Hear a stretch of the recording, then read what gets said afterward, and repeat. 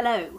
Now I'm going to do a little video today to talk about what happens if you go off plan on your nutrition or fitness or whatever plan it is. So today I'm mostly going to be assuming that it's a weight loss plan or just a generally eating healthy plan, but the same ideas apply if you're doing regular exercise or any kind of change in your life. This is all based on change psychology, and really whatever you're changing, and what happens in your brain is much the same.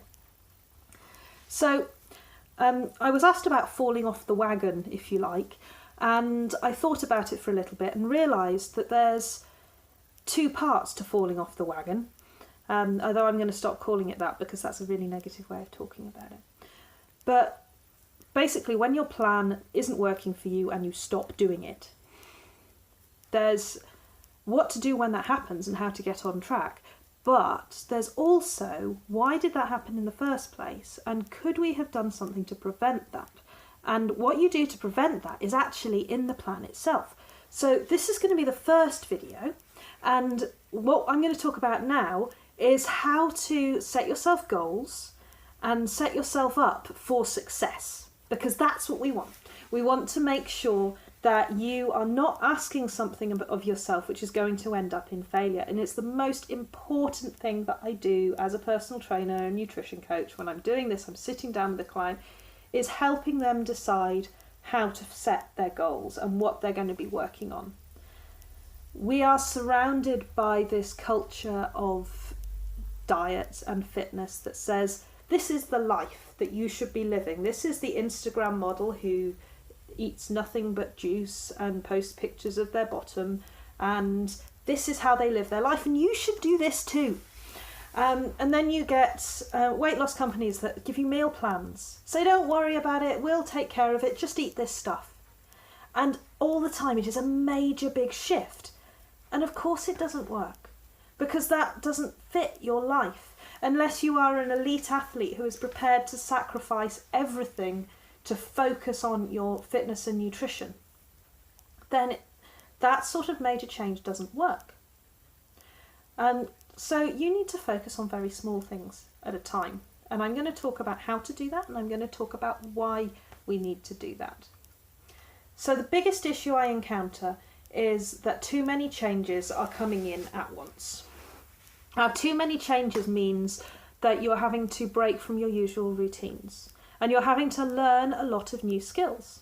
For instance, if I were to make a meal plan and then sell it, that would be great. I'd make a fortune.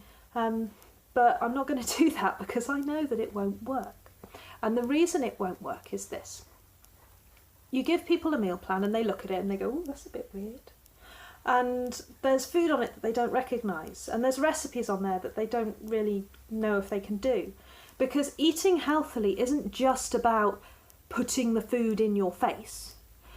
It's a whole set of skills, and those set of skills go from knowing where to go to buy it, knowing how much of it you can buy, knowing how to store it, knowing how to cook it, knowing how much of it to eat, to call it a portion, knowing when to stop eating it, knowing if that even works for you, because that's different people's bodies work differently. There's a whole set of skills there, and it's a lot of work. And so then you have a weekend away, or you find this one recipe that you just don't like, or you can't cook it, and you just go, oh, this is awful, and you stop doing it. And you maybe don't mean to stop doing it completely. Maybe you just mean to call it off for a day, but then coming back to it seems like starting over, and it's so hard, so you don't. So suddenly shifting your whole habit and your whole lifestyle, that is too much for the average person, and it never works.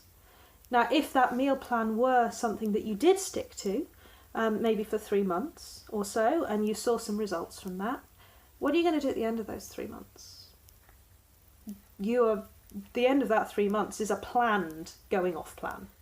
Because what do you do now? I haven't got my meal plan anymore. You've got the skills to follow the meal plan, but you don't have the skills to make the meal plan.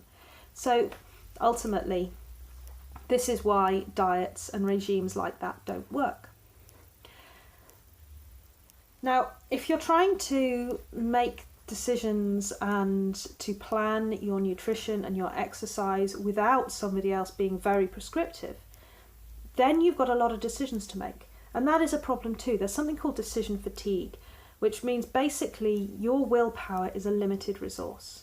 And every time you feed into it, every time you have to stop and think, do I go for option A or option B? That uses up some of your resources. And when your decision capabilities run low, like your resources are low, what then happens is your brain goes, this is really hard. I'm going to need some glucose. I'm going to need some energy to get more decisions made because I've just hit a wall with this. You haven't got the energy to make a decision. You need to get some fuel to make the decision. So what decision are you going to make? You're going to make your natural default. And so you're probably going to eat chocolate. That's basically this is why people eat sweet, sugary foods when they are tired or when they've had a busy day. You don't have to be physically tired to need that. So having to make decisions or having to make choices about your nutrition automatically sabotages your choices about nutrition. It's a vicious circle. So what we want to do is we want to eliminate the amount of decisions that you have to make. And the first thing we're going to do that is make the decisions that you have to make minimal. We work on one thing at a time, and we do that thing until we have absolutely nailed it. It's about developing skills. You learn one skill at a time. The next thing that we then do is build that into a habit so that it can run in the background, and then you can start making new decisions.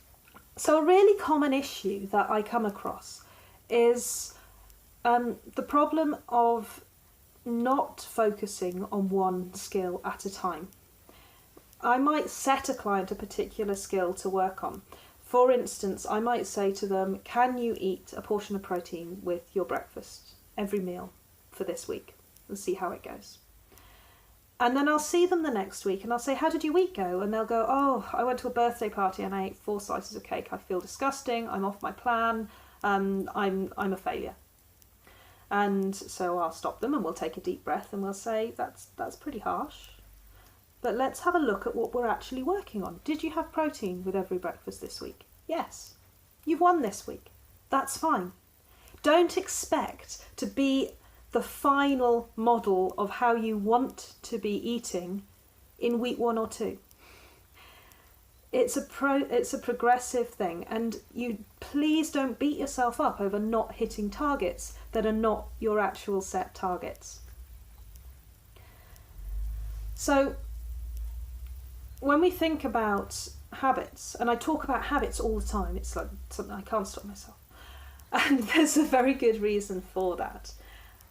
Habits are the most consistent way of making sure that you stay on plan, by making the plan what you do by default every time.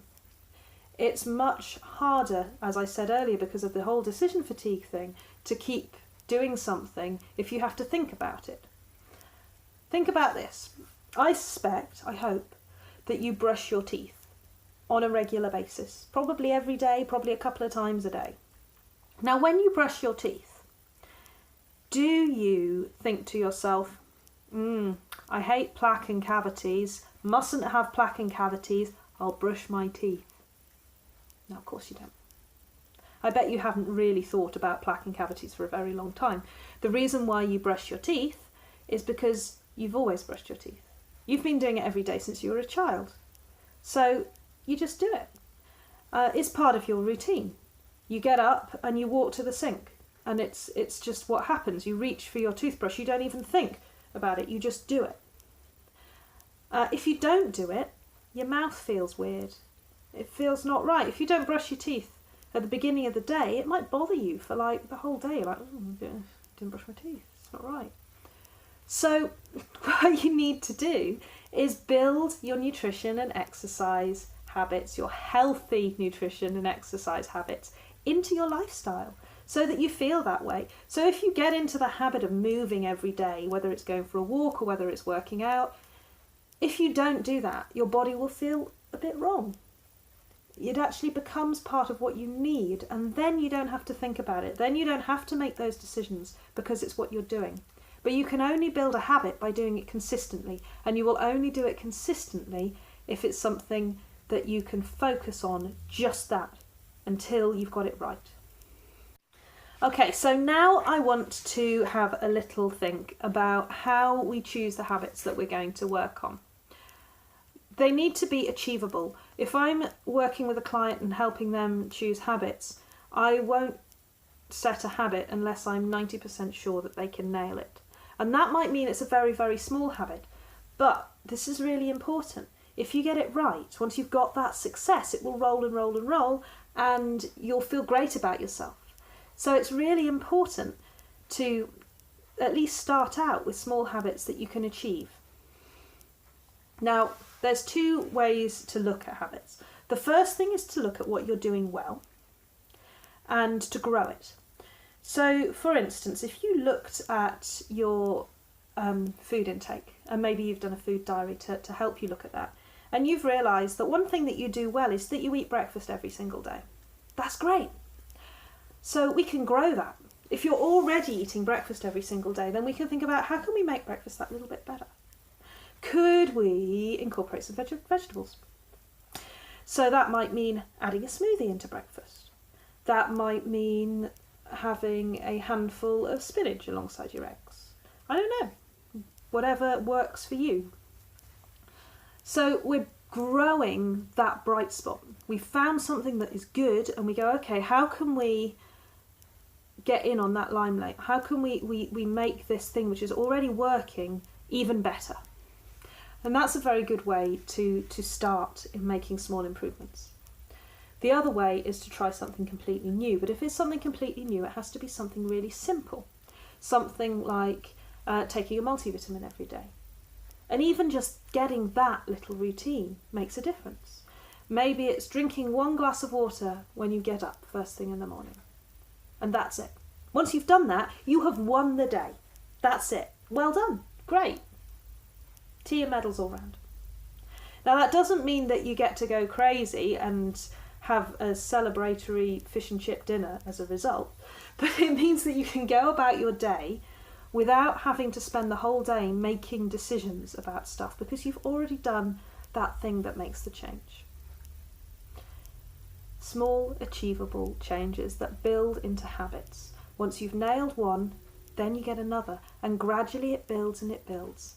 And it can take a while, but that's what we commit to. So generally I would start off with going for small changes, what we sometimes call the low-hanging fruit.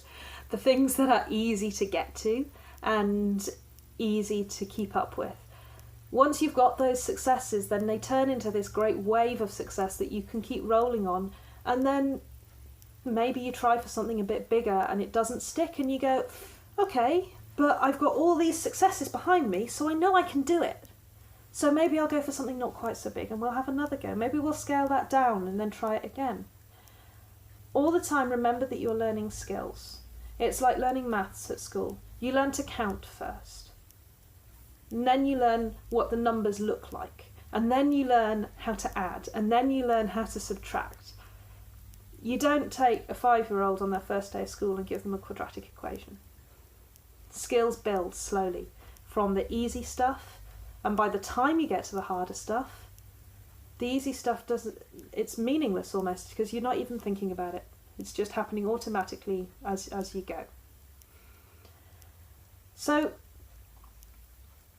a thing that a lot of people worry about when I talk about small changes is getting results. You are not going to see huge results immediately from making small changes. You might be surprised at the results that you see. It can be quite incredible, actually, to see the changes that happen from simple things like eating protein at breakfast. People can see results from that quite quickly. But what you're doing is you're committing to the long term. You're going to spend at least 2 weeks working on every individual change until it feels right. It's not fair to not give yourself that time. It's asking too much of yourself, and it's not taking the process seriously. I'm just opening up my Lotus Bloom nutrition coaching, and for that I'm asking people to sign up for 6 months, because 6-month commitment is the minimum that you need to have if you're thinking about making lifelong healthy changes. And it's really important to focus, therefore, on the little changes that you're making all the time and not on the results. Focus on the process. Focus on the things that you are learning. Focus on the things that you can do well. See them build into your everyday life, and you will see success. But set yourself up for that success by giving yourself tasks that are achievable and comfortable.